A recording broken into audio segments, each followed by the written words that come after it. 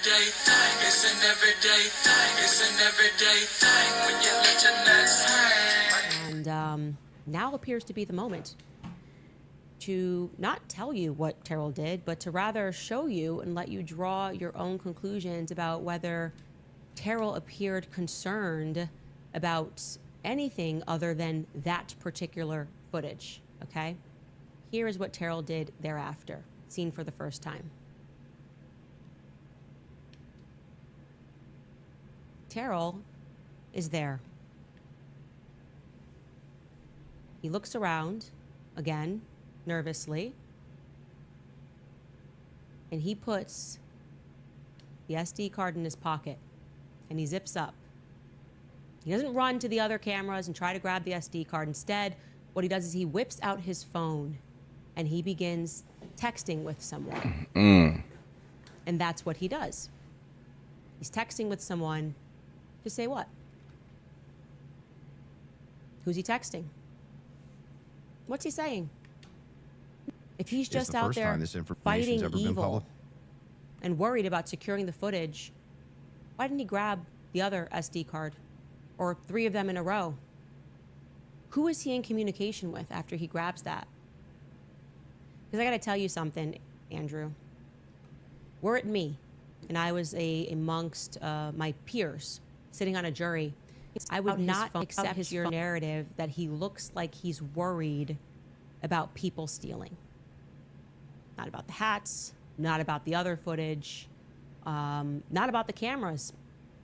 It looks to me, he doesn't run to the other, and again, this is my opinion, it looks to me like he's completing a task and checking in with someone to say that a task is completed. Maybe, I don't know. I'm open to everything. Maybe there was some police officer who told him to take that footage in particular. I'm told that didn't happen. And I will say this, that when someone demonstrates that they are capable of lying to you, you have a right to take note. And Terrell lied to me. He lied to me about his fears regarding Google. It is therefore my opinion on the basis of everything that we are observing with our eyes, everything that I am observing with my 2 eyes, his mannerisms, the beeline to that footage so quickly, within 4 or 5 minutes, as if that had to be secured, the 11:02 statement, where we know that that footage in particular was clipped. I'm speculating because it was zoomed in.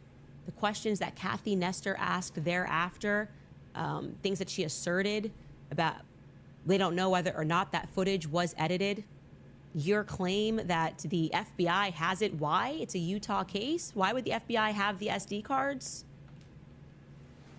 When I observe everything with my eyes, again, I don't think they're going to call me for jury duty in Utah, but it demonstrates to me that that footage was prioritized. So now the question is why? The question is why. Great story, Candace. Now let's get to your biggest hater, Andrew Wilson. Now, regarding the debates, I do want to say this. By the time Andrew Wilson whipped out his phone and read that opening statement, it was clear to me that he was going to lose. As soon as he said the much trafficked quotation of, "You're going off vibes and dreams and no evidence," I knew that he was completely unfamiliar with my content. Like, he just decided to go to Turning Point and say, "I'll do this and I'll be macho," and had done no research. And I also had this micro win because earlier, you remember, I had said that one of the terms that I wanted, that I ended up conceding, was I wanted Turning Point to claim their horse. I wanted them to say that this is our guy. And he said he didn't want that done. We all knew that he was being sent by Erica and company, but he refused that term and said he had nothing to do with them. And then in the first 3 minutes of the debate, he makes it perfectly clear that Turning Point USA is backing him with this totally awkward, I have a never before seen message, wherein he just kind of makes Erica Kirk look like a big fat liar. Take a listen. I hold in my possession never-before-seen messages from Charlie Kirk to his security team on September 9th, 2025. I'm going to share the message with you today, which is the first time this information's ever been publicly revealed. Ooh. On September 9th, Charlie's security team wrote to him, yes, law enforcement has been fully supportive and agreed to a security plan and posture. Tomorrow's event will be covered by both my team and the campus PD. If additional support is required, patrol units will be available. I have 11 on site. Charlie responded with this, okay, great. Remind them that they are there for one person's security only, because I'm somewhat worried the left is trying to kill me. That was a message sent September 9th. We knew that there was always going to be a threat, but Charlie and I we promised each other we would never live in fear. And he would say, if they're going to get me, they're going to get me. But he was not messaging people the day before saying, I'm going to be murdered, they're coming after me, someone's going to kill me. He didn't say that. And I have his cell phone.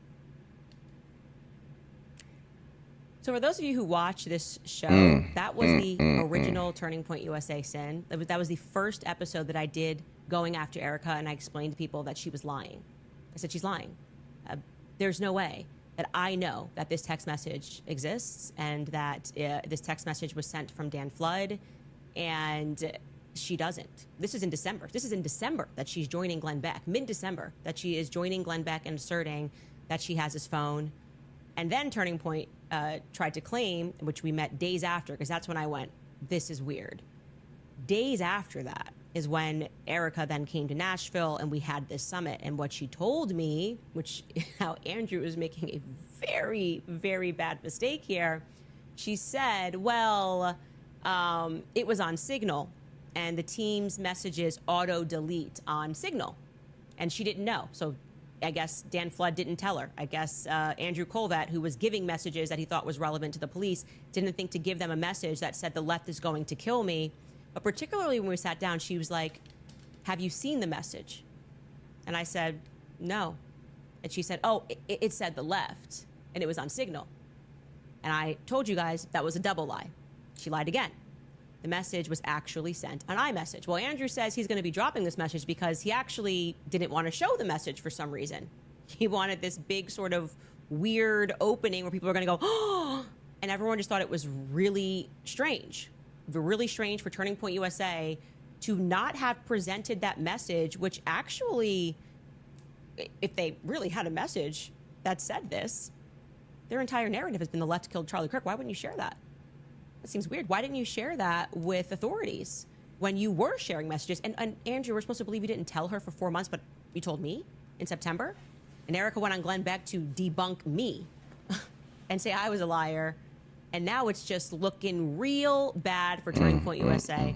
So fingers crossed, guys, because I always have a surprise. Fingers crossed that Andrew, who has promised that he's going to release this on his show because he's got evidence, actually does release that message, which is supposed to be on Signal, but I know for a fact is on iMessage.